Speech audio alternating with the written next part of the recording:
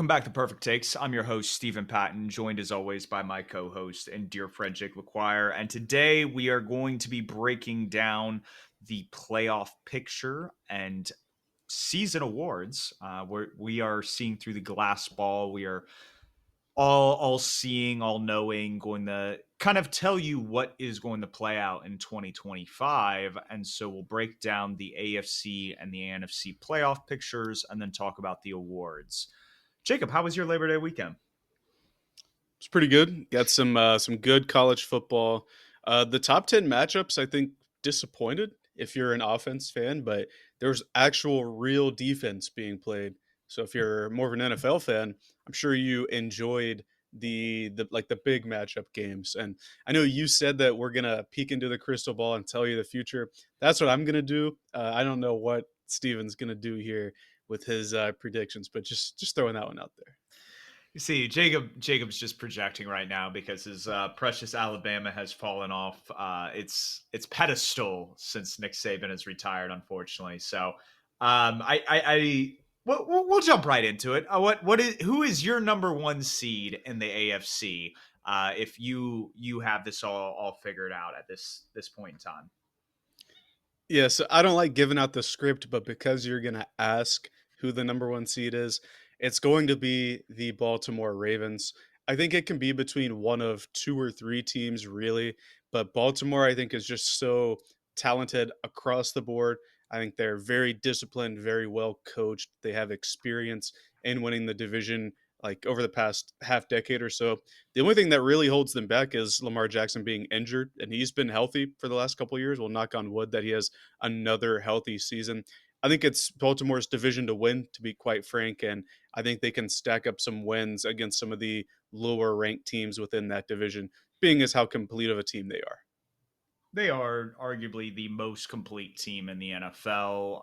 What they did on defense this past offseason is pretty incredible by adding guys like Jair Alexander and Malachi Starks to an already pretty loaded group. And that's not even mentioning probably my favorite defender that they added, and that being like Mike Green and just what he brings to the edge in that room. I also have the Ravens as the number one seed. I think there are a couple other teams that could be vying for it. And I think the two teams that are typically in contention with it, I know the team that I'm going to throw out as my two seed is not the team that you're going to throw out as your two seed or even the winner of the AFC West. But until the Kansas City Chiefs prove otherwise, they've shown with Andy Reid and Patrick Mahomes, they win the division and they typically finish as either the first or second seed. Now, obviously, that hasn't always been the case, but for the most part, that is the historical precedence they've set. And there's nothing that's necessarily changed to lead me to believe that's going to change. I think they bolster the offensive line and fix that issue. And after the first 6 weeks, they get Rashee Rice back. And typically, this is a team that starts strong in September. So getting back a really good offensive playmaker in the middle of October, I think will help them down the home stretch. They do have one of the tougher schedules to start the year.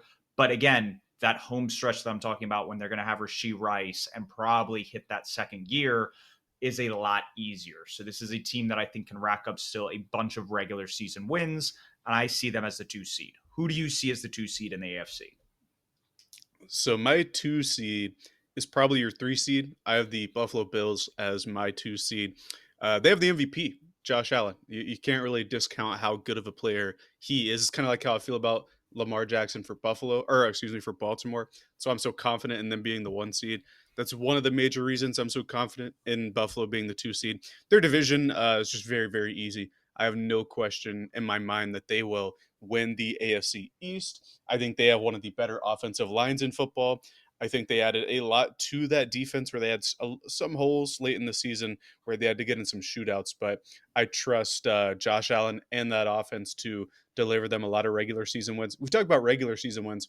Buffalo's been one of the better teams against the other top AFC teams. I would say it's probably in order Baltimore and Buffalo. So that's why I have them 1 and 2. You mentioned Kansas City. I have them as my first wild card team. A precedence has to be broken at some point. They can't win it 30 straight years or so, unless you're the Patriots, right? But even the Patriots had blemishes in their, let's say, 20-ish year reign of the winning the AFC East. And Was so Tom Brady on those teams or starting I quarterback for those teams? it doesn't matter. They had blemishes. Like that's the point. They also went, what was it? Uh 11, 14, no, 11 years without a Super Bowl win, I think. Maybe it's 10 years. Like there are gaps. Yeah. Like this dynasty isn't going to last forever. The last image that in our mind of the Chiefs is them getting blown out in the Super Bowl, right? This isn't the perfect infallible superstar team that they were like that was there 5 years ago, even 3 years ago when Travis Kelsey was still maybe the number one receiving option in the NFL. Like there are holes there. So with that in mind, my 3 seed is who I think will win the division, the Denver Broncos. I think their roster is phenomenal. My one question mark is probably the most important question mark. The quarterback, Bo Nix, can he take that step from being more of a system manager to something beyond that? But the rest of the roster is pretty immaculate to me outside of the receiver room. And now that the team's fully Sean Paytonized, they have the weapons he likes to deploy. I think this is a team that can rack up a lot of regular season wins, especially leaning on a defense that I think is pretty close to as regression proof, excuse me, as we've seen in recent memory, based on the star power they have on that side of the ball. I'll hold out on regression proof, and obviously the downturn we saw with this unit was when they went from Ejiro Evero to Vance Joseph. But this is a defense that is like only a calendar year removed from allowing 70 points. And obviously, you go new regime, new coaching staff. They have that in the building. They have a lot of stability on not only the defensive line but the back end. But this is a team that I wouldn't It would be necessarily almost say 2 calendar years, yeah, since they allowed the 70 well, point. yeah, it'd be Yeah. two. I'm thinking like with the last season that we have of actual like Mm-hmm. evidence is 2024. So that's what I'm saying. Like you go a year before that, but yes, 2 calendar years, really one season prior to last year, and you have kind of that still like it isn't like fresh by any means. This is definitely in the rear view mirror, but this I'd is say goes it's back to the much point less of fresh than Kansas City getting smoked in the Super Bowl. well, again, when you're looking at the Kansas City situation, the Chiefs outside of 2023, when they last won the Super Bowl against the 49ers, they haven't typically fielded a top 10 unit on defense when you look at some of the advanced metrics. They're typically about average. And the whole point of what Steve Spagnuolo does is he'll whip up a couple game plans Mm-hmm. that'll help eke them out the win. So them getting blown out by the Eagles, who are a very complete team, that isn't like concerning to me because that isn't their strong suit with the Kansas City Chiefs. When we go back to the Broncos, we talk about the upgrades that they added. They're very injury prone players because of the way they want to play the their position. So Dre Greenlaw, Talahu Hufunga, like those guys are very vicious and they're going to add a different dimension to this defense. But again, you're going to have to count on them for all 17 games. You're going to have to, in essence, count on like where you're saying Bo Nix taking a step as a player and not like just staying at the same level because he's got to take a step for this team to take the division. This is a team that got swept by the Chargers and didn't get swept by the Chiefs because luckily the Chiefs at that point had already locked up the number one seed. But this is a team that didn't really dominate its division last year. So they're going to have to take a step. And why I think it's definitely feasible, it's there. To me, I see them as the first wild card, the number 5 seed. And we'll get to that in a little bit. But the 3 seed I have are exactly like you said, the Buffalo Bills. Josh Allen, the reigning MVP, what they're able to do in jumbo packages. Josh Allen had the most dropbacks with 6 offensive linemen on the field. Over 5% of his dropbacks were in these jumbo packages. Nobody else was even like above 5%. The closest person was Bo Nix, and I think he was a little above 4%. But that is just, I think, the physical presence that the Bills bring week in and week out. And you know what's coming. They're able to run the ball very effectively and impose their will. It's just you're not able to stop them because they're able to move a lot of these lighter defenses. And so that's a advantage that the Ravens take advantage of. It's something that the Chiefs with Andy Reid do with some of their 12 personnel looks. So it's definitely the new meta is how can you get big as an offense and it not impact what you're able to do from a play calling standpoint. And if anything, adds something to the element of being able to disguise the run and the pass. So at number 4, I have the Houston Texans winning the AFC South after that long-winded response. Who do you have winning the AFC South and why? Yeah, it's the Texans. Just the rest of those teams don't really inspire confidence. You got to look at last year, and I think a lot of the questions we have about this year's Texans are the same thing, or the same questions we had last year about those Texans. They still won 10 games, right? They This was did. still a good team, leaning on the backs of one of the better defenses in the league. That defense, you could say, got better. They have stars at almost every level, excuse me, on that defense. And they attempted to fix the O line issues, right? They bring in a new offensive line coach, new offensive coordinator, like 5 or 6 new offensive linemen in general. And while I don't like a lot of the talent they brought in, I think if they can do something different schematically, that might help. That's like my main question: is that offensive line, not only in pass pro but in the run game as well? Because even though they weren't great, if like efficiency wise at running the ball last year, that's like where a lot of the chunk yards came from for them, was just spamming Joe Mixon runs. And Joe Mixon's not going to play to start the year. I think he's still on the PUP list. I don't think he's come off of it as of today.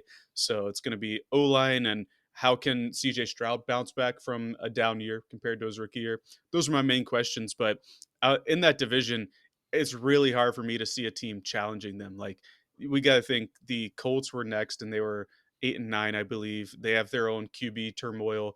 The Jaguars were just a horrible team last year, and I don't think that they're going to be fixed this year. And then the Titans had the number 1 overall pick. So for me, it was a pretty clear Houston Texans division win. That being said, I think they're going to be the last of the division winners, so the 4 seed. I think like the Ravens, Bills, even Kansas City, who has the first wild card, I think they'll get more wins than the Houston Texans. When you look at the Houston Texans offense, this is an offense that finished 21st in EPA per play last year. They were an average offense CJ Stroud's rookie year.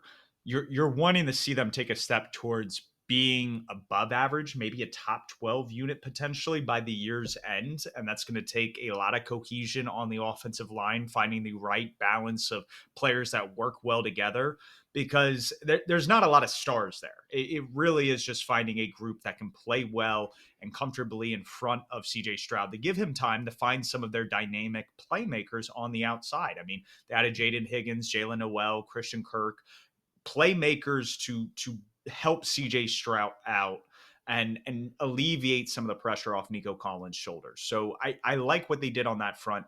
The defense is gaudy and disgusting. I mean, Daniil Hunter and Will Anderson are arguably, I think they are better than Rashawn Gary and Micah Parsons. If you're talking about like edge duos, like they really are that ferocious. And that's something that I would not want to face as a quarterback. I think it's awful that Matthew Stafford, who's gotten epidural this offseason and has very, very limited, that's the first pass rushing duo he's facing all year. So it's one of those situations where that is what's going to carry the Houston Texans. And it's hard for me not to see them winning 10 games again, because they're going to beat up on easier teams. They're going to lose against the contenders. And that's going to probably be a similar trend unless they're able to kick into another gear as the season goes on.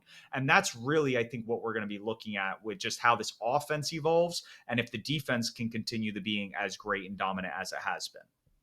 Well, even last year with their issues, I know that they beat Buffalo in the regular season. I don't think they beat Baltimore, but like even with the issues, they're able to contend with some of the better teams. So I think they really need to figure out that offensive line and have Stroud bounce back from what he was last season.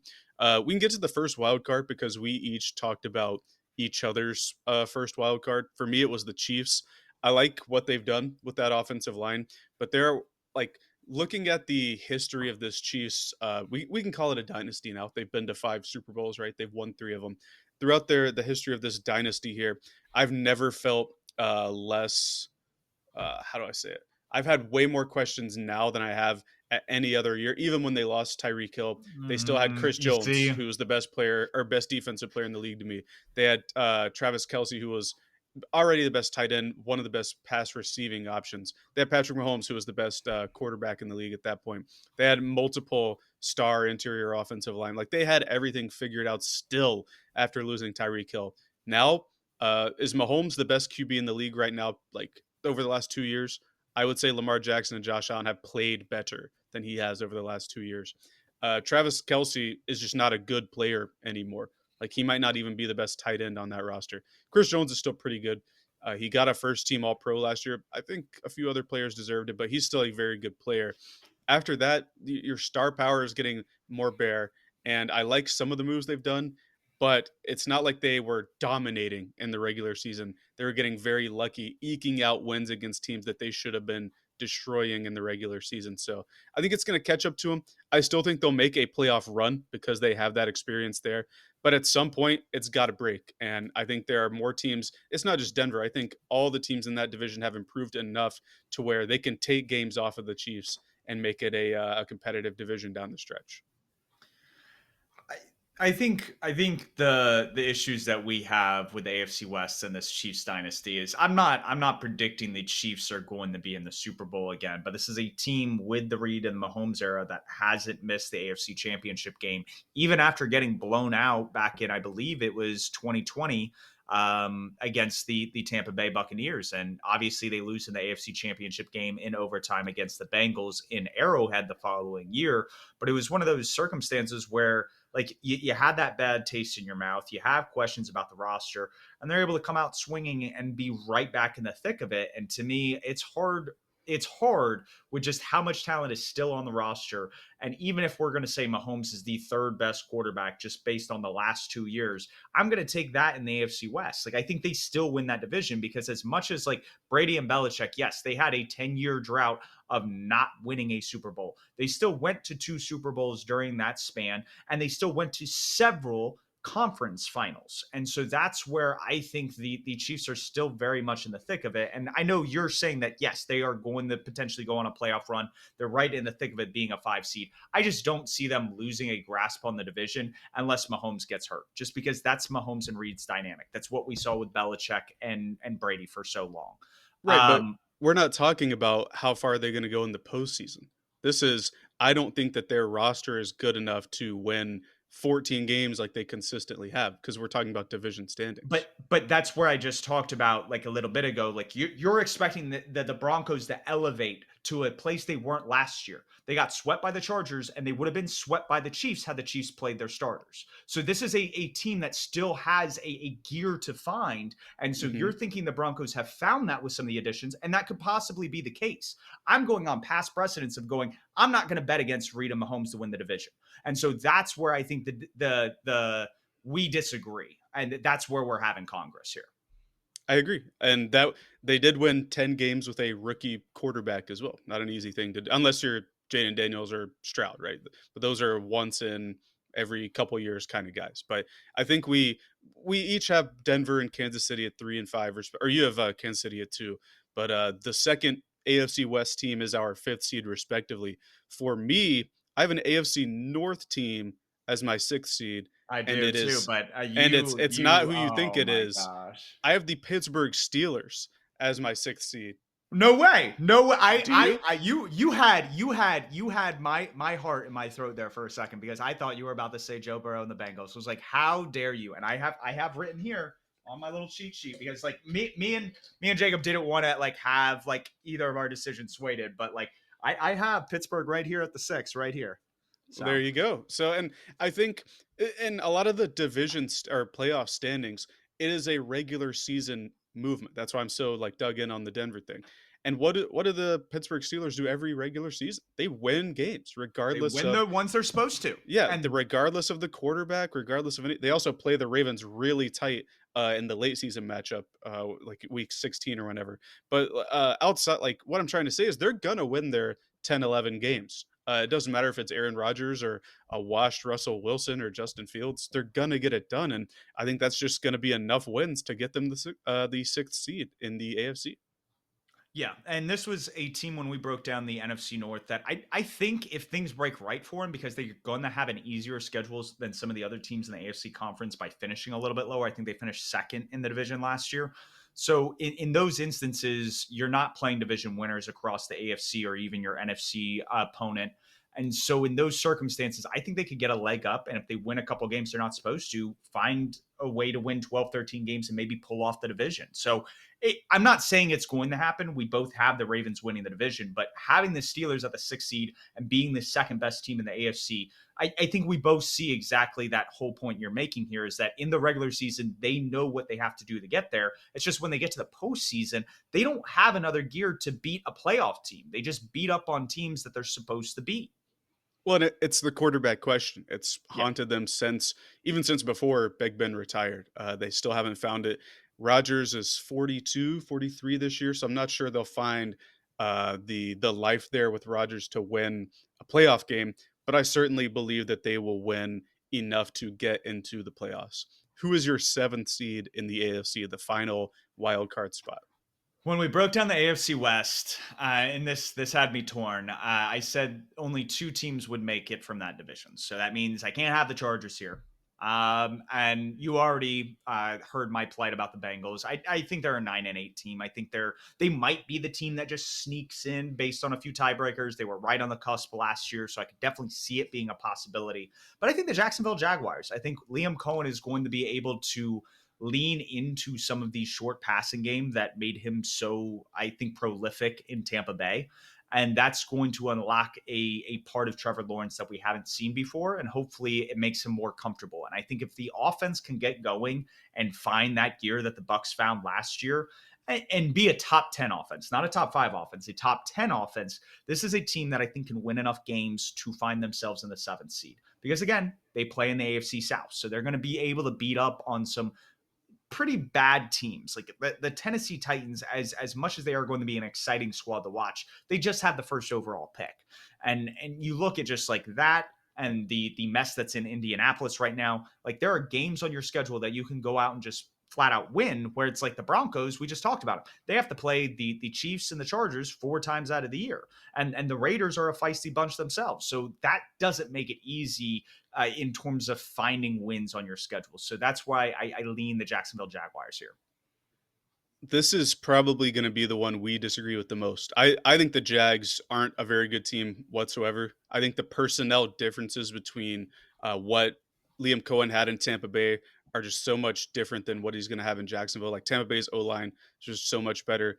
You can argue Brian Thomas and what Travis Hunter will be equals what Evans and Godwin were able to output. I think Baker Mayfield is a much more consistent QB than Trevor Lawrence. And then the big one, the run game. I think figuring out the run game with the Tampa Bay line much easier than the task he has this season. We'll see week 1 because you and I will be watching that game with our eyes peeled because we're Panthers fans. But I'm not very high on the Jacksonville Jaguars at all. So they are not going to be my 7th seed. I'm gonna tell you who my 8th seed was before I reveal number 7. My 8th seed was the LA Chargers. For what it's worth, they just missed out. And while Look at you with your I'm hypothetical gonna, quarterbacks here at 7 and yeah, 8. Your hypothetical I am gonna quarterbacks. rip your heart out on this one because this year Joe Burrow and the Cincinnati Bengals will do enough to get into that 7th spot. They were right on the cusp last year, just missed out. And if they can, here's another if with a hypothetical QB. Let's say that they aren't 1-3 to start the year, like they always are. Let's say they can actually get to 2-2 or something like that. Then I think they'll do enough to get in. The defense, I don't know. I don't think it's going to be much better, but it might be like 30th instead of 31st. And we mentioned that, or I mentioned that Lamar Jackson and Josh Allen have been playing better than Mahomes. Joe Burrow's been playing better than Mahomes the last 2 years as well. And so if you can get another season of that out of him, I'm talking about the regular season. I'm not talking about the playoffs here. But he did beat him in the playoffs. But if we can get another season of that from him, if Jamar Chase can be the like all pro, I'm not saying he's going to have another triple crown, but if he can continue being as good as he is, T. Higgins can elevate just a little bit.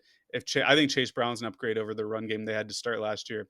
I think they can get enough wins there to get to 10-7 and sneak into the 7th seed.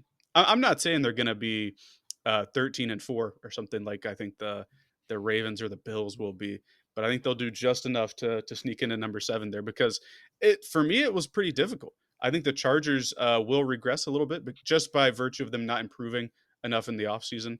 I couldn't really get there with the Raiders. I think there's still holes in that roster. And then it was like, I don't like Indy and Jacksonville or Cincinnati. And for me, I went with Cincinnati. I could understand. Like their offense was almost good enough to get there last year, you know. But the thing is we're talking about a offense that is, and we'll get into this at some point when we really dive in with the Dallas Cowboys and break down that whole situation. I don't know exactly when we're going to do that, but you weren't able to win 10 plus games the past 2 years with, in essence, this core. And obviously, yes, Joe Burrow, T. Higgins, I think Chase has even missed a couple games over the past 2 years. But this nucleus, getting them all out on the field at the same time, it's like the LA Rams with Matthew Stafford, Puka Nacua. It was Cooper Kupp at the time. It's Devontae Adams this year.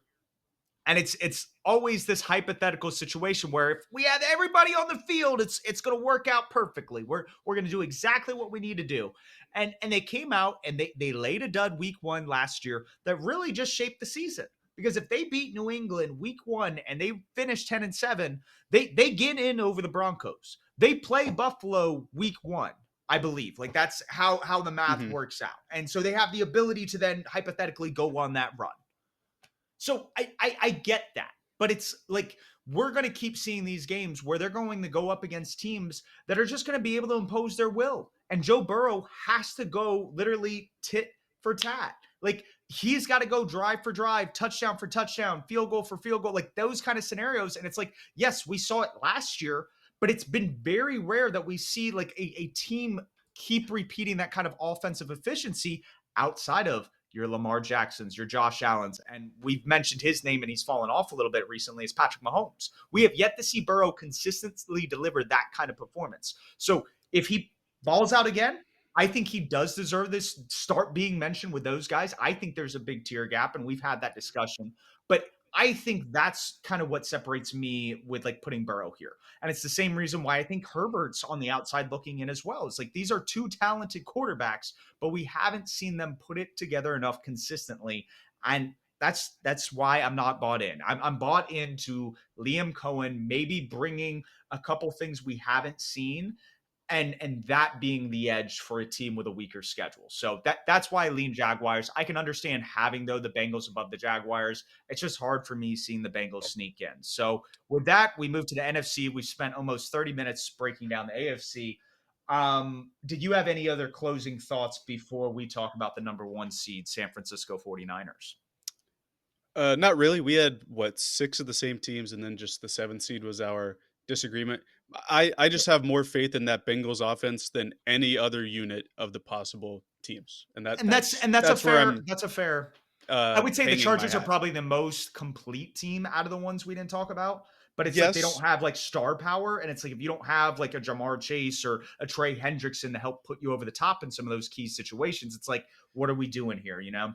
it's Burrow has also played a little bit better in playoffs than Herbert has. I like that a little bit better, and Head to it's head, because Herbert's beating Burrow. Like, that is true. that's And I talked about like regression proof defense with the Broncos. It's because they have stars. The fact that the Chargers are doing it with a lot of rookies, lesser name guys, I think that's way more prone to regression than a team like the Broncos, who were number 1 and then just added people. Like it doesn't matter if Dre Greenlaw and Hufanga missed games; they were number 1 without him last year. Like that's kind of where I'm hanging my hat with the or not picking the Chargers in that regard. This was a defense, though, and when we talk about the Broncos, they struggled against the Bengals deep down the stretch, and they got their ass kicked by the Buffalo Bills in the wild card game. So it's like I That's true. definitely like the Broncos defense. It's just when they start playing these elite teams, that's where I think the Greenlaw and the Hufunga, it's like you need those guys healthy to really, I think, compete and give yourself like an edge or a chance. And your first overall pick, Jedi Baron, as well, I think can Yes. fall into And that category. absolutely. And then that's where it's like you go back to weak link systems, and I think that was a great addition there. But on the NFC side, we talked about this when we broke down the NFC West. The San Francisco 49ers have a really easy schedule, and it's easy to write in 12 or 13 wins almost, just because this was still an offense that was around top 10 in efficiency last year, despite all the injuries they sustained. And on defense, they've gotten better by adding, I think, personnel and coaches that are going to improve this unit. Is this the team you see as the number 1 seed, or do you see a team that potentially grabbed an elite defensive playmaker snatching this spot? So, caveat, I did all my predictions 2 or 3 weeks ago, so this was before the Parsons trade, and I'm sticking by a lot of these predictions. I think they're pretty fair. I have San Francisco as the number 2 seed. The Packers were actually my number 1 seed throughout this process. I was going back and forth on top 3 teams in that division in particular as to who I think would win it. And the team I had the least questions about were the Packers in terms of consistency, in terms of holes that were created on the other 2 teams. I'm talking about the Vikings and the Lions, those other 2 rosters. And I just landed on the Packers and them gaining Micah Parsons, who's a top, 3, 5 defender in the NFL a week before the season opener. That just kind of helps my case, I would say. It doesn't make them the best team in the league by any means, but I think already having them as the 1 seed in my mind, and then adding Parsons, who can be like your bucket getter edge rusher, which is something they've been missing. That really takes them or solidifies them as the number one seed in my mind. The biggest question for them the past couple of years is how do you handle the division games? This is another Mr. Hypothetical thing, but they were 1-5 in the division last year. If they're 3-3, they're the number one seed. Like they're the 14 win Vikings or the 15 win Lions. It didn't shake out that way. So they have to be better in division. And I think getting a guy like Micah Parsons can help with some of those games. Yeah, I don't think Caleb Williams or JJ McCarthy are too thrilled about seeing the Packers on their schedule twice in the year when you have Goff in week 1. Yeah, and it's those scenarios where, like, I think in Goff's case, like a lot of the Detroit Lions offensive line issues are interior. And so unless Parsons, and I definitely believe Jeff Hafley is going to move him all over the field and really maximize what Parsons can do for a defense. But if he's strictly coming off the edge, I think Penny Sewell stands a chance. I'm not saying he's going to win all day. There's definitely going to be reps Parsons wins. But when you look at the tackle duo that the Lions trot out, I'm very comfortable about that as a Lions fan. But I'm saying Caleb Williams with this poor pocket management, a in essence, rookie quarterback in JJ McCarthy, like you see those two guys coming off the edge. Like we haven't seen how these guys perform under pressure, and they may not like it. So where you talked about like we have seen how Caleb Williams plays under pressure. Yes. We haven't seen him play under pressure with Ben Johnson aside from the preseason, and that has looked just as messy as last year. But I want to give the benefit of the doubt just because we haven't seen what it looks like now with year 2. That being said, those are guys you don't want to see coming at you. And I think that star power is really what helps put the defense over the top. On offense, you need somebody else to step up.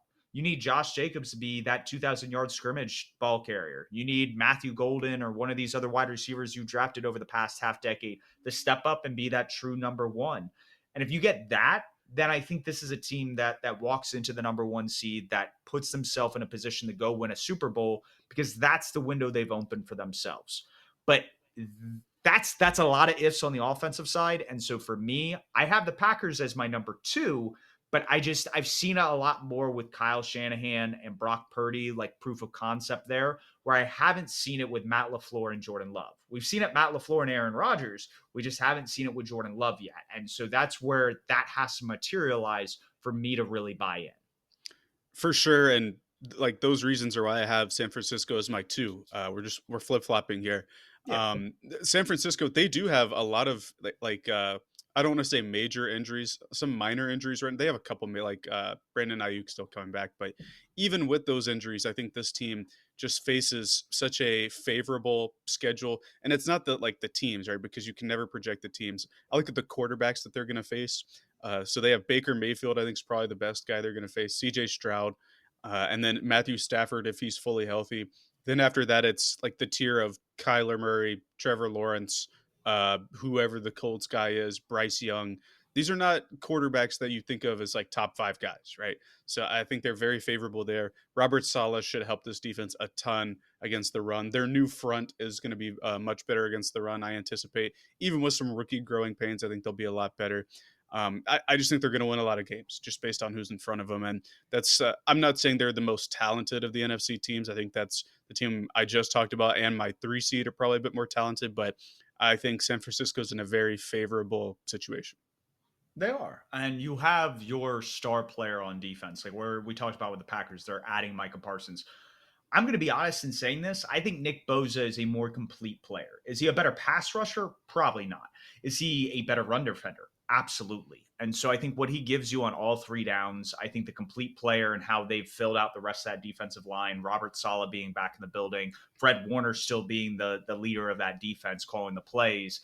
You have a lot of continuity to where I think Nick Bosa, and I don't have him as my defensive player of the year, but he is somebody I would take those odds for because, again, I have him as the number 1 seed. You have him as the number 2 seed. A lot of the people that gain awards, they're teams in the playoffs because they're leading a really impressive unit. So you just listed off, they're not playing a ton of impressive quarterbacks.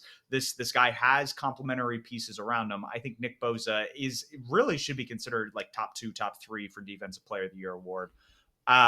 Number 3, I have and this is the surprise, but I said the Eagles wouldn't win the division. The NFC East, you haven't had repeat winners since the early 2000s, since I think Andy Reid was the Philadelphia Eagles head coach. I think that holds true again. And obviously, the Cowboys, they jettisoned Micah Parsons. I don't want to count on them. Don't have the Cowboys making the playoffs. So it means the Commanders, I have winning the division. And I think Jaden Daniels is able to do it in year two. I think the Eagles, with a couple of the injuries they have to start the year, and then obviously losing some pieces, they're going to have to find their way and they'll find their groove and they'll win 11 games. I just think the Commanders can still win 11 or 12 and get the tiebreakers. So that's what I see here at the three. So you know who the last team to have won it back to back year? It was actually 4 years in a row. You mentioned it. It was the Andy Reid Eagles. I think In the that's going to early happen 2000s. again. Yeah, 01 to 04, they won it 4 in a row. The talent level is just like such a big gap between Philly and Washington, or even if you want to include the other two in the division, which I don't really want to include at this point. I think the Cowboys might be like the NFC Bengals as far as we need to have Dak be in the MVP conversation if we're going to be competitive, but just don't see that happening this particular season. Philly's still a really, really good team, and even losing people like Milton Williams, like Josh Sweat, I trust the guys that are next up. Jahad Campbell looks like he's going to play. He's been practicing quite a lot. I know they lost Nakobe Dean, who was one of their starters, but they also drafted Jahad Campbell in the first round. I don't have too many questions here outside of how far can Jalen Hurts elevate his game, really, to be like, I know we talked about him as like a top 10, or that was like a take, like the public perception of him as a top 10 guy. If he can hang around 12 to 15, the rest of this team is good enough, in my opinion. I think it's going to be very hard for them not to win the division. And just spoiler alert, Washington's not even going to be on my list. I think that they are a team that, while they took steps to improve, I think they lack a lot of juice outside of Jaden Daniels. And I think a lot of the guys they added outside of the draft are kind of older, injury prone guys that I'm not super sure can elevate this team to win the division. Even last year, I don't want to say they didn't get close, because they did beat the Eagles one time and the other game was a closer game, but I don't know. Just seeing the NFC Championship and then seeing how the Commanders went about the offseason, I like that they added seasoned players. I don't like that they didn't get more explosive players, I guess, on offense. So I can understand the concern on offense, Terry holding out till pretty much like the start of the season. And we've seen with some players, it's like they use it. And I don't know how much of it's like a leverage tactic of like, I don't want to be at training camp. I'm just going to kind of drag this out. And then when it gets rectified, training camp's over and I'm just good to go. Like, and some of these veterans can get away with it. Some have gotten hurt from holding out in those instances. So that's never a healthy scenario, but they were explosive from that standpoint. You traded for a Deebo Samuel, who, when you look at his yak, if he's on the field and he's getting the ball, like he is one of the best explosive playmakers when the ball in his hands still. Like that was reflected last year with some of the advanced metrics, and it's been true to who Deebo Samuel is. So you add that element in, that the running aspect is going to be heightened because you add Laramie Tunsil, you kick in your left tackle who played admirably well in the left guard, and then Josh Connerly has looked good in preseason. So all of a sudden your offensive line looks a lot better than it did last year, and you won 12 games last year. You had one possession games against the Eagles, the Ravens, the Steelers in losses, and these were playoff teams. The only game during the regular season where they got blown out was like week 1 against the Tampa Bay Buccaneers. So Jaden Daniels was really able to keep the team in it like throughout the entire year. And I think that was just a testament to not only who he is as a player, but the coaching staff and how they built this team. So while it is one of the oldest rosters, I think that's a good thing because everybody's kind of able to do their job.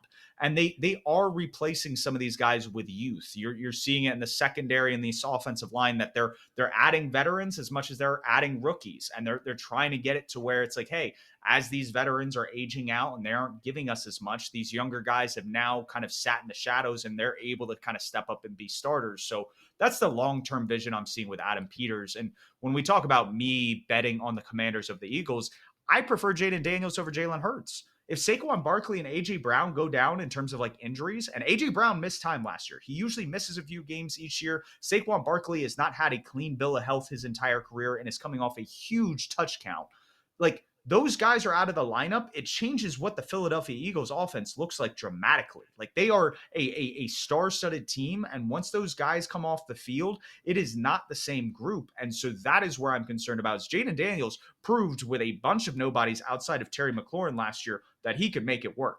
We have yet to see Jalen Hurts do that, and that is what I'm banking on. So it is definitely a long shot. I understand it is not in my favor this to work out, but that is the vision I see, and I'm banking on Jaden Daniels because I really do think this guy is he's like the Lamar Jackson, the Patrick Mahomes, where he's that guy that comes around now every half decade, and he really is just that much of a difference maker. He certainly was impressive in his rookie season.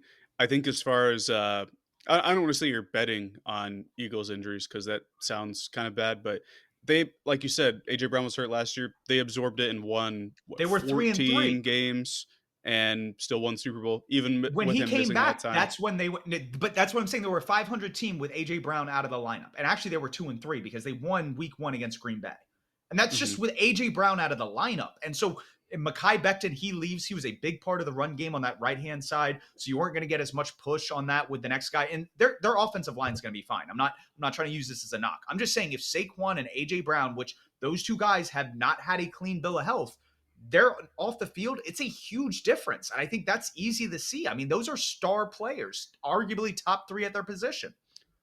I think on the flip side, you could say if Terry McLaurin, if Laramie Tunsil, then the Washington Commanders are third in the division or something like that. But Um, we've seen this Commanders offense without Laramie Tunsil, and they were top 5 last year. Terry, I think yes, you but make a this is good also point. a 1 year sample size with Washington, whereas the Eagles, the past 3 or 4 years, have won no less than 11 games. I Yeah. like. I find it. I just think they're so star-studded, so deep as well that they need like 5 major injuries for me to even consider knocking them down to I the think next it's just level. AJ Brown or Saquon. I just think it's one of those two guys, and it changes the numbers. We'll have to see. Number 4, I can assume is Tampa Bay, Yeah, for I both of think we us. both do. We Yep, we eat the they're a Falcons. tier above everybody else. We spoke at length the last week of the concerns we have with the Atlanta Falcons. I think we both agree the New Orleans Saints are just a bad team. And while I would love Carolina to be next up, kind of, I think we're still another offseason away from another good draft and another free agency to be in that Tampa Bay tier. So I don't think there's too much to say about Tampa. The wild cards, though, how do we have them stacking up? I can start with mine because I have 2 NFC Norths at 5 and 6. I think this division is just incredibly talented. I have Minnesota, or no, I have Detroit at 5 and Minnesota at 6. I flip flop those as well, like every day. I do have concerns about JJ McCarthy because this is essentially his rookie season, but because they invested so much in the interior offensive line, because they invested in the defensive line, and they retained both coaches, I really trust what they can do. And then Detroit, they lose 2 coordinators, but they retain talent. And if I know it's another if they don't have some of the worst injury luck ever on defense, that can kind of cancel out some of the brain drain. So, however you want to stack them up, 5 and 6. That's how I have Minnesota and Detroit. I have those two teams in, but they're after the 5 spot. Those are my 6 and 7. Agree with you about the Tampa Bay Buccaneers. Baker Mayfield's proven that he can be a starter in Tampa Bay. It's the worst injury that I think concerns me hmm because I don't think you want to put yourself in a position where you're even close to neck and neck with a team like the Panthers, and heaven forbid the Atlanta Falcons are kind of vying down the stretch. But those kind of scenarios, that's not what you want being reflectant. So I think them starting hot without Wirfs is going to make a huge difference. I think Emeka Ibuka is going to be the perfect Chris Godwin replacement, the pair with Mike Evans. So I don't think you lose a lot. Um, Wild card, because I had the Commanders winning the 3 seed, and because I said the Eagles will probably still win about like 11 games. This is where I have the Eagles. So they're at the 5 seed. Detroit, even though they have the coaching turnover, the roster is one of the most talented. You look at guaranteed money in terms of like how much you have locked up in the future. The Lions are like, I think, second to none right now. Like they're above the Eagles in terms of money, just like guaranteed for their players, which is pretty like impressive. Like the teams behind them are like the Bills, the Chiefs, the Bears, and then the Eagles. And so those are teams that are really dedicated to their current roster build. And the Lions have one of the best rosters. And I think with all of those guys back healthy, they're the second best team in the NFC North. And I think really have the ability to vie with Green Bay for the title. The Vikings, the reason why I have them here is because I'm not sold on Matthew Stafford's health. I'm not sold on the Sam Darnold experiment working in Seattle right out of the gates. And I'm not sold on the Arizona Cardinals. I'm really not sold on the rest of the NFC West because that's where I see somebody else coming. Like the NFC South, maybe the Carolina Panthers are that team that sneaks into the 7th seed. But for me, the Vikings, with just how complete a team they are on both offense and defense, coming off 13 wins, it's like they got to find a way to win like 9 or 10 games, right? Like that's what I keep coming back to is like they just find a way to do that, right? Like, and so that's who I have as the 7th seed is the Minnesota Vikings. So I'm assuming you have the Cardinals because you're a Kyler Murray fan and you said the Commanders were left off, but maybe you'll surprise me with a team like the Seahawks or the Panthers. I'm actually not a Kyler Murray fan anymore after last season. For Oh, fantasy football wise, jumping off the Kyler Murray well, train, are we? I believe I've said that on this podcast before, but you were listing off teams like with concerns, right? Like Seattle, I'm not buying them. The Rams, I just can't buy them. I don't think the Bears are going to be or take that step. Heaven forbid we hit 4 teams from the same division in the. I mean, it's possible now with the wild card, but I just don't think that we're there yet. Panthers, I wish. But then you brought up the Cardinals. I'm sold on them. They were an 8-9 team last year. So They had you a are, top 10. you are. No, it's not. It's not because of Kyler. It's not because of Kyler. They were one of the most efficient running teams last year. They just have been since getting James Conner. I think Trey They've lost their Benson. offensive line coach. Like, how They do you have, feel about that? but most of their O line was playing the entire year except for Jonah Williams. He didn't play, but he will be playing right tackle this year. I don't have a ton of concerns because Nick Rollis is still there. He's offense, right? And Petzing's the defense. I get those No, two mixed up. Drew Petzing is offense. Nick Oh, Rollis is okay. So defense. There Petzing you is go. off. Yeah, Petzing's still there. I don't have too many concerns there. Any team that has James Conner and Kyler is going to be an efficient running team. I think year 2 for Marvin Harrison Jr., who added like 40 pounds of bulk in the offseason, he should be able to deal with some of those like more contested catches, some of the stuff over the middle a bit better. And just the defensive turnover, I don't think they're going to go from, we'll call it 29th, 30th to 16th or something, but they're going to go from 29th or 30th to 24th. And if you make that jump, then getting to 2 more wins to get that 7th seed isn't super far fetched to me. Plus, I think a lot of the guys they added are not only veterans, impact veterans in the run game, but they added a lot of star power. I think guys like Will Johnson, Josh Sweat. I know Walter Nolan's on the PUP, but he's going to play this season. Their first-round rookie, Darius Robinson, who was another first-round rookie from last year, didn't play much of at all. So they're basically getting a fresh year from him. I don't know. There's a lot for me to believe in there. Washington was my number 8 seed. I think that there's some regression there with Washington.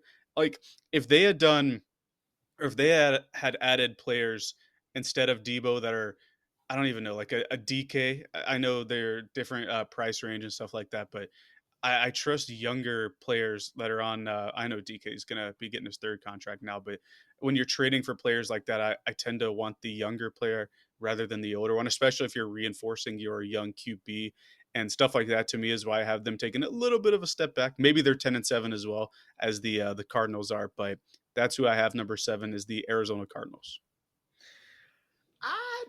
I just don't see it. I want to believe that Jonathan Gannon has built it the right way, but I don't think Kyler Murray is the quarterback. And I think based on how they've built this offense and the playmakers they added, like I'm not going to sit here and knock Marvin Harrison Jr. because I think he's an excellent player. But maybe Malik Neighbors would have been better suited with how Kyler Murray likes to play football and where he likes to throw the football. And I think Harrison has been locked into this X receiver role. And everything that we've seen from Petzing so far in offseason and preseason, that doesn't seem like it's going to change. So I think they need to move him around just as much that they try to move Trey McBride around and give him some more opportunities. Because I think if you allow Marvin Harrison to be the playmaker he is, then you have an opportunity to take a step as a team. For me, the defense could get above average. It could borderline be a top 12 unit. I just don't know if Kyler Murray is going to be that guy that's going to be able to win games down the stretch. And so that concerns me when I look at this roster. And so that's why I lean towards more the quarterback I trust, and that's Jaden Daniels. Obviously, in your scenario, that would be the guy if I was choosing between the two. But that's just why I'm not sold. I don't think the skill sets on offense, despite this team having a lot of new talent over the past 2 years, coming together and performing at the level they need it to. For sure. Like I see the issues. They didn't add a ton on offense, and the defense is more hope and projection than anything. But I find it just very hard for that defense to be as bad as Yeah. it was last Oh, year. they're going to be And improved. yeah, and they still won 8 games, even with the offensive deficiencies and with that bad of a defense. So I'm buying the upside, I guess, on the Cardinals. That's all the seedings. Do we want to do awards at this point? Yeah. So MVP. I have him as the 2 seed, but I really think this quarterback is going to remind people who he is. He's going to start pushing the ball downfield more and just reminding people why they fell in love with Patrick Mahomes to begin with. And I think he wins his third MVP. I think he has a spectacular regular season. And again, like they fixed the offensive line. He has Xavier Worthy in year 2. There are a couple other playmakers. He's going to get Rashee Rice back about halfway through the year. Like there are things to like about how this offense is going to look down the stretch, and where I talked about them having a super easy schedule. Having it easier back into the schedule is a lot better for the voters when they're looking at the last 8 weeks rather than the first 8 weeks. So that's where I think a lot of things are lining up for Patrick Mahomes. My fear is you're going to join the media favorite heading into the regular season, and that is where I am not thrilled. But we'll see what you have to say. Well, it's time to face your fears. I'm going with the narrative driven player at this point, and if my award or if my seeding predictions for the playoffs are going to come true, then a lot of the awards that I have here are going to have to apply to those because while people say that they don't take playoffs or like playoff seeding into consideration, they really do, right? It affects people's minds. There was like a when Russell Westbrook averaged a triple double for the first time like ever or no since Oscar Robertson, there people were like up in arms that he won the MVP and they were the 6th seed, I believe. So still in the playoffs, but oh, they're not a top whatever team. Doesn't matter. It's a regular season award, right? I mean, they still made the playoffs. So Yep. with that kind of vein in mind, if the Bengals are going to make the playoffs in my scenario, then Joe Burrow is going to be a big reason because of it. If they made the playoffs last year, his stats were good enough to where he could have won the award. I know that they were better than Lamar Jackson's, a lot of them, certainly better than Josh Allen's. And I know that Josh Allen ends up winning that award and Joe Burrow misses the postseason. But if you're in this scenario, and I can see you roll in there, I'm not talking about advanced stuff. I'm talking about raw numbers because that's what a lot of the older voters vote upon. We have people that don't really consider EPA or success rate. That's just the fact of the matter, right? We aren't voting on these awards. The analytics nerds aren't voting on them. These are older media members. And so if you're going to make the playoffs, you're going to need another incredible Jamar Chase and Joe Burrow season. And I think that given the narrative, that's already being spun out there, I think Joe Burrow has a really good chance. You got to remember at this point last year, or not this point, a little bit into the season, we were getting tweets from CBS Sports saying who has the most touchdowns in the last calendar year. So including stuff from the 2023 season to promote the Josh Allen MVP agenda. So when I'm seeing stuff like from the NFL, from I think Fox was their preseason MVP favorite for Joe Burrow, you gotta like pay attention to that kind of thing. They were so unwilling to let Lamar Jackson win a third one before Mahomes got his third that they're like, all right, look at the calendar year leader for touchdowns. This is something important for the MVP award, including playoffs. So they're talking about stuff not even from All right, 2023 so regular we season. we had this discussion a I don't little know. I think bit it's all off lining up for Burrow. air. We had this discussion a little bit off air, and I get what you're saying, where the stars look like they align from like a media standpoint, but if we're simply isolating Lamar Jackson and Josh Allen, and you look at 2023 and 2024, I, the person who won MVP was the team with the better record that finished better, that had the better seeding in the playoffs. When you look at advanced metrics, it's flip flop on who should have won MVP, and so like you start adding like a Dak Prescott in 2023, or like who you're throwing in this ring and what would be 2025 and a Joe Burrow. It's like you have Baltimore and Buffalo as the 1 and 2 seeds. It's like those quarterbacks are going to have to put up gaudy numbers, and they aren't going to put up the numbers Joe Burrow is going to have to because they don't have to be out there slinging it that much. They're just going to sling it for 3 quarters, and then you kind of chill out the fourth quarter. And that's just the scenario of being a better composed team. And part of that is because those offenses don't have Jamar Chase and T. Higgins. So there's layers on layers on layers on this discussion. I'm not going to get into it. I've said my piece on Joe Burrow. Offensive player of the year, I'm going with a supersonic dude out of Detroit. Give me Jahmyr Gibbs. I think this guy is going to tear it up. He is going to join the 2,000-yard scrimmage club this year, and he is going to be the catalyst for the Detroit Lions, who are going to find themselves back in the postseason. And if you remember how my seeding was, Detroit was the 6th seed, Washington was the 3rd seed. So we get a rematch of that divisional round game first week of the playoffs. So I'm in a similar vein for you for offensive player of the year. I went the other really early running back in that class. I went Bijan Robinson. Again, this was before the McGarry injury, but I'm gonna stick by it. My concerns with Michael Penix kind of lend itself to this argument here because if he isn't the superstar passing QB that I don't think he is, I think they're going to have to run the ball a lot more. And Bijan's an effective pass catcher as well. I actually think his raw numbers might be higher than someone like Jahmyr Gibbs, who I know the new offensive coordinator. We don't know how the touch count or the splits are going to go with. John Morton's never called plays before, so we have no data to back that up. When? I believe it was with the Jets back with I believe it was one of the McCown brothers. Hold on, let me pull it up. Why go on your rant and I'll okay. let you know So when John Morton. We don't have any recent. We don't have any recent data of John Morton calling offensive plays, and that might have been like the Le'Veon Bell Jets. So I truthfully 2017 like Chris Ivory. So I truthfully okay. So almost a decade ago he called plays. So we really don't know how the touch count's going to go there. I imagine Jahmyr Gibbs will have more touches than he has in years past, just because he is ascending. He is a very, very good player. But I trust the rest of that offense more to kind of limit his carries to where I don't trust Penix enough to operate the system like I trust Goff to operate the Lions system. So I think Bijan's going to have to be relied upon more and get more raw numbers. And again, this award's not about winning, to be quite frank. No.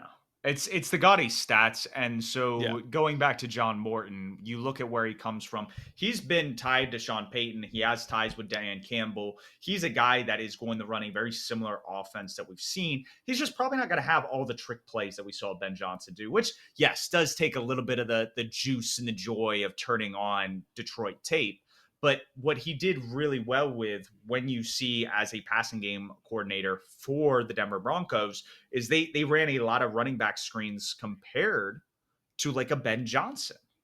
And so when you look at those two kind of paired together, you look at how dynamic Gibbs was with the ball in his hands as a receiver, like that's the difference maker in my opinion. So going the defensive player of the year. We obviously disagree on which running back's going to get it. I think Gibbs will. I don't like Robinson as much for a lot of reasons. I said Nick Bosa earlier, and I'm really close to having Nick Bosa there. But I really think Will Anderson, year 3 breakout, similar to Jahmyr Gibbs, year 3 breakout, this is the year that he's going to push close to 20 sacks. And the Houston Texans are going to have a top 5 defense. And so I don't know if the 49ers have a top 5 defense. And so the Houston Texans, the defense will be carrying that team. So if this is a huge reason of why they win 10 games, and Will Anderson has like 20 plus sacks, and it's the first we've seen from Houston since JJ Watt was wearing the 99 there. Like, I think that is going to mean a lot, and it's going to mean a lot to voters. And I think his transcendence is coming. It's a really good one. He'd probably be my second pick. I'm going to go Parsons. Even before the trade, I thought he would rack up a lot just because like they need him to. The Cowboys defense is built upon big plays, swing plays. And now that he's going to a defense where he doesn't have to be the consistent number one guy because they're so much deeper across the defensive line. They have a guy like Edgerrin Cooper behind him, Xavier McKinney behind him. I think he's in a much better spot to be given favorable scenarios in the pass game. And I think this is a year where he can get 15 plus sacks and take home the award, especially if we're to believe, or at least I'm to believe, that the Packers get the 1 seed like I projected.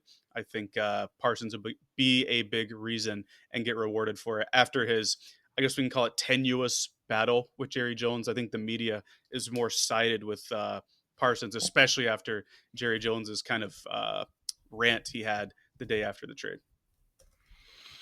Well, some of the rant made sense, some of it didn't. It's all like window dressing. It's hard to kind of tell what's what. Khalil Mack is probably the closest we've seen to a trade like that going down in recent memory, Hmm. and he didn't win Defensive Player of the Year award in 2018. Aaron Donald obviously does. He puts up a great season. But the 15 sack number, that threshold, is something I'm going to be wanting to monitor, because I think whether it's Nick Bosa, Will Anderson, Micah Parsons, heck, you throw in a Myles Garrett, if you want to win Defensive Player of the Year award, it's got to be, I think, north of 15 sacks, and really you should be pushing 20. And we'll see. We'll see who kind of gets there. I think you're right. If, like, say, Parsons, he has 16 sacks, the Green Bay Packers are the number 1 seed, and Will Anderson has like 18 sacks, and the Texans are the 4 seed, it may go to Parsons and something like that, because the sack discrepancy isn't really there. But I think if that chasm is just a little bit too much, I think it does favor a guy like Will Anderson. And Parsons, despite how great he's been, despite playing alongside of DeMarcus Lawrence for these first 4 years, he hasn't racked above 15 sacks before. So this will be a milestone for him to keep in mind when we talk about Defensive Player of the Year down the stretch. Offensive Rookie of the Year, Defensive Rookie of the Year, I'm pretty cut and dry. I'm taking two guys that were taken in the top 10 that are absolutely dominant at what they do. Ashton Jeanty out of Boise State, and then Abdul Carter out of Penn State. I think Abdul Carter is the second coming of Micah Parsons. And Micah Parsons won Defensive Rookie of the Year his first year. Ashton Jeanty, Ezekiel Elliott, Saquon Barkley, other guys taken in the top 10 that were premier running backs in their class, also won Offensive Rookie of the Year. So again, I'm leaning, actually, I take that back. Zeke did not win Offensive Rookie of the Year. Dak did. Zeke should have won, but that's kind of besides the point. Is that, like, outside of like Cam Ward somehow leading the Titans to like a wild card berth, or just putting up gaudy numbers, I find it very hard Jeanty not winning it, just because there's nobody impeding him for touches in Las Vegas, an offense that is going to run the ball a lot. Yeah, these are the boring picks. I think they're both the favorite as well, but I'm going Ashton Jeanty. Just he's going to get so many touches there, right? It's going to be between him and Brock Bowers, who, to be quite frank, Brock Bowers, excuse me, should have won Rookie of the Year last year. All pro, first team All Pro as a rookie, broke Mike Ditka's catch record from the tight end spot. So he's going to have a lot of touches. Jeanty, that is. Abdul Carter, I can't think of a time where a top 5 defensive player has had a more favorable spot to get immediate like rack up immediate stats. He's going to a spot where he's going to be the third most important player that offensive lines have to worry about. And when that's the case, when they have to worry about Dexter Lawrence, when they have to worry about Burns right out of the gate, he's going to be in so many advantageous matchups to where we might see a 10 plus season from, or 10 plus sack season, excuse me, from Abdul Carter. That wouldn't surprise me. With like he's more of a favorite in my opinion than Jeanty is. Jeanty, you always got to worry about the quarterback, right? If Cam Ward gives him 9 wins or whatever, he's going to win it. The only other person I would consider is Tedero McMillan. I just think he's going to get like close to 120 targets. Like he's going to be the guy. Dave Canales' wide receiver ones are force fed ever since he's been a play caller. And especially with Thielen gone, Adam Thielen being traded to Minnesota, with Jalen Coker being on IR to start the year. We don't know if that's going to linger, but he had the same injury last year and missed time. I think T-Mac is going to be force-fed touches. And if he gets to like 1,200 yards and 10 plus touchdowns, that might be in consideration for the award. But I still think it's going to be Jeanty. Yeah, I mean, you approach the 1,200 10 touchdown number, like it's what Brian Thomas, Malik Neighbors, like Brock Bowers, they were all in that range, and I think all of them, if I were to rank it aside, like we take Jaden Daniels out of the picture last year, I personally would go Brian Thomas, Brock Bowers, Malik Neighbors, and just because Brian Thomas put up more impressive numbers than Brock Bowers, despite Brock Bowers breaking a lot of records, Brock Bowers was playing a more like wide receiver type position. Like it goes back Who to the was Jimmy Brock Graham Bowers' argument. quarterback though? Like, But that goes the same with Brian Thomas. That's what I'm saying. It's like both have that kind of argument, and that's what I'm saying. I think I lean Brian Thomas a little bit more, but again, that's besides the point. It's because I'm a Brian Thomas fan, Brian Thomas fantasy owner. Comeback player of the year. Aiden Hutchinson had a bad injury. Dak Prescott had a bad injury. I don't have the Cowboys making the playoffs. I do see Dak putting up a ton of numbers. And so it's like we saw Joe Burrow just win his second comeback player of the year award. And so I think I'm going to lean Dak Prescott just because of historical precedence and just how easy it is to wrap that narrative around an offensive player. And I don't know what Aiden Hutchinson's explosiveness is going to look like coming off that injury, and if he's going to take a few weeks to kind of fully get back to where he was at the end of not end of last year, but before he got hurt. yeah, so I'm not going to do Dak. It's probably the sensible thing to give it to the quarterback. Joe Flacco won it over Damar Hamlin, who died and was resurrected on the football field, and he still didn't win comeback player of the year. So I'm not going to go Dak, even though I probably should.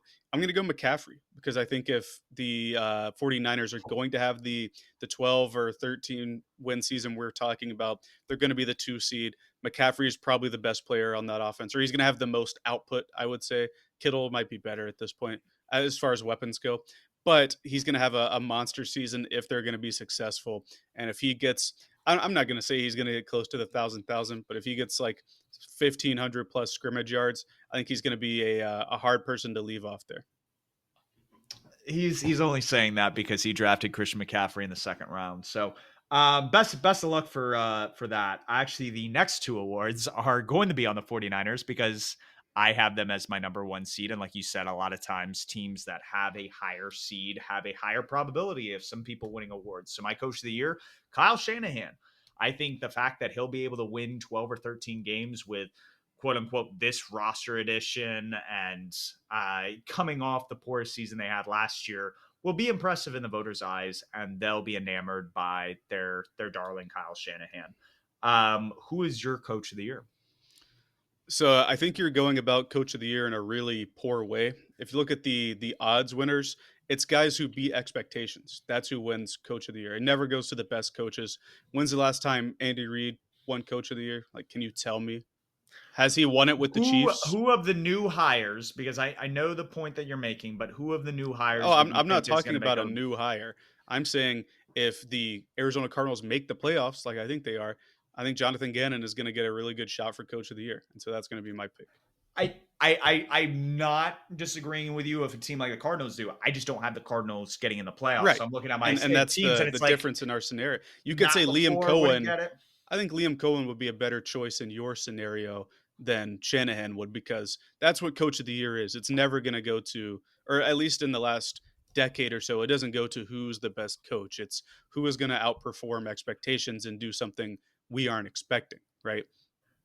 So the only hesitation also with that, and Bill Belichick had a couple, I think, early on in his career. I think Reed might have had some in the 2000s. Kyle Shanahan doesn't have a single coach of the year award. I think at some point like that has to come up in the voters' minds. Like this is such a great coach. We haven't voted on him. And to me, that's where it's like I get what you're saying about Liam Cohen. If he's able to turn around, that's great. I don't think Doug Peterson won. Did he win coach of the year when he took him? No, I think that was Brian Dable that year or somebody. So again, like that's where I'm saying is like I get where you're talking about, but like my wild card teams, it's like Sean Payton and Mike Tomlin in the AFC. On the NFC side, it's like Nick Sirianni and Dan Campbell, who I love, Kevin O'Connell, great coach. But it's like again, coaches that already have kind of that name value. And so that's I think you're right that along like the odds, Liam Cohen would be the one within my framework, but that's why I'm leaning more Kyle Shanahan here. For Who is sure. your coach of the year though? Because we still Jonathan don't know Gannon. Oh, okay. Jonathan So Gannon's you my are pick. leaning. Okay, so that Because wasn't just like just like hypothetical. him, That is your guy. and it's because it would be the defensive turnaround. This was one of the worst defenses ever, or not ever, but in the league. And then getting all these new faces, making it come together and leading them to a playoff berth. That's kind of the narrative that would be spun around him winning it. So I would go with Jonathan Gannon. Okay, I like that. Protector of the year. Probably should have done this before Coach of the Year because it's a player award. I wrote it last after all the awards, but keeping it in the same vein, another San Francisco 49er, a future Hall of Famer, I think Trent Williams wins it. I think he plays the majority of the season. He reminds everybody that he is still the best left tackle in football. I'm sure after this year, everything will be kind of downhill. But I think this is kind of like the last hurrah, kind of like what you're saying, Christian McCaffrey. If the 49ers are going to be successful, he's going to be a prominent figure, just like George Kittle. This is the last ride for some of these stars as they're moving into this new era of football. Yeah, it's I like Trent Williams there. This is the first time we have this award, so there's no precedence really. We don't know how voters are going to vote. And initially, and I'm going to stick with this, I'm going to say Penei Sewell. I think he's the best, just pure tackle in football. And with the reshuffling of the Lions' interior offensive line, if there's still a good enough team, he's going to have a big reason as to why that's the case. The award, though, because it's so new, I wonder if they're going to and I'm not saying Trent Williams doesn't deserve it, but I wonder if they're going to try to incorporate older players into it, like people who have played so well for such a long time before they retire, to give them the award. A guy like Trent Williams, a guy like Lane Johnson, like the stalwart guys that have played for 10 plus years. I think they're going to get a shot. I think Deion Dawkins, who is like the one of the champions of this award, is also going to get a look there. But if I'm giving it to who I think the best tackle is, would be Sewell. And then if Tristan Wirfs weren't missing so much time, I would consider him as well. But I think he's going to end up missing 4 to 6 weeks, and that might weigh in the mind of some or the opinions of some voters. I think Tristan Wirfs and Trent Williams are a tier above Penei Sewell right now, at least when you look at pass protection. And there's some elite offensive line evaluators that I think would agree with that sentiment.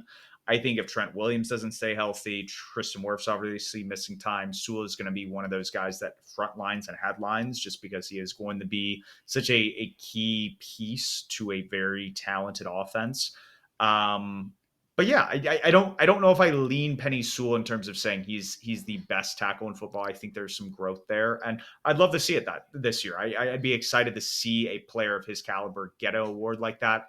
I just don't know if he's in the same era as some of these other tackles that should probably be more deserving. Maybe Wirfs, I would agree. Trent Williams, we'll have to see. He's getting up there. I'm just saying what we saw in 2023 with a full season, like he showed what like Tristan Wirfs I think did last year, and it's just we haven't seen that from Sewell yet. That's that was all I 2 years ago as well. Like we have to keep that in mind, you know. But I do think there is going to be a legacy element, like I was saying, like guys like Lane Johnson and Trent Williams, I think will have a good shot. I also don't know if interior offensive linemen are going to be as considered as tackles, all right? Because you got to think of the name recognition and compensation. But if the interior guys are recognized, I can see a guy like Quentin Nelson getting a shout, right? He's like a perennial All-Pro. I'm trying to think of other guards and or centers that might well, get it's like that Zach shout. Martin But just retired. yeah, like Quentin he Nelson just missed it.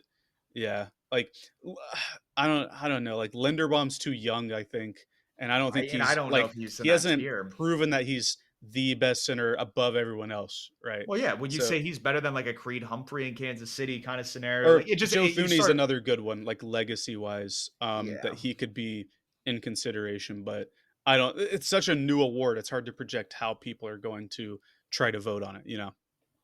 Yeah. Are we ready the jump in the perfect takes, or we do enough takes throughout this podcast? We're all taken out. I'll throw in a quick top 3 draft is going to be Saints, Browns, and Dolphins. If we wanted to look at the bottom of the league, because we did the top of the league, but otherwise, we can go into perfect takes. And I guess I'm just going to apply one of my choices here. I'm going to go out on a limb and say the Cardinals sneak in. That's going to be my take. That they are not only will they, I guess I have to give them 10 wins because I think it'll take 10 wins to get in. So I'll say the Arizona Cardinals win 10 or more games. The defensive turnaround is real and they make it into the playoffs. I think both hypothetical quarterbacks miss the playoffs this year. That's how I have it lining up. I could see either one of them sneaking in as the 7th seed, but I think when I look at the AFC top to bottom, I look at the AFC West, I look at the AFC North. Those are two really, really talented divisions, and they're going to beat up on each other. And like what we talked about with the Packers, their division record was the difference between them being a wild card team and being the number 1 seed. And so I think in the Mm-hmm. case of those teams not being nearly as complete as like a team like the Packers, they're going to have that difference just because of division and inter-division play. And so I think Joe Burrow and Justin Herbert are nowhere present in the playoff picture this coming year. And it is going to create a lot of dialogue between social media fans because of the implications. I think the other take that would be funny is that if both of those quarterbacks played each other in the playoffs, but I don't think social media is ready for that. I mean, to be quite frank, I don't want to see Herbert in the playoffs anymore if he's going to keep like putting up stinkers or blowing incredible leads that his defense gives him. At least Joe Burrow doesn't like show out or anything, but at least he's won games in the playoffs, you know. I don't know, So that Super Bowl run. They did not score a lot of touchdowns yeah, in terms of how many that's what I said. drives. He doesn't That show was out, carried by but Evan he's McPherson. And won games. You know, fair Herbert enough. hasn't done that. The man, that Jaguars game was just tough. Probably the worst playoff choke ever. But I think that's gonna do it for us today. On Thursday, we'll talk about the season opener because it is on Thursday, and then maybe a couple more games, and definitely the Panthers Jaguars game where there's just so many similarities that I think it's just interesting that even if we weren't Panthers fans, I think that's an interesting one to talk about. But until then, you can find us on our socials, Apple Podcasts, Spotify, Twitter, and keep pounding.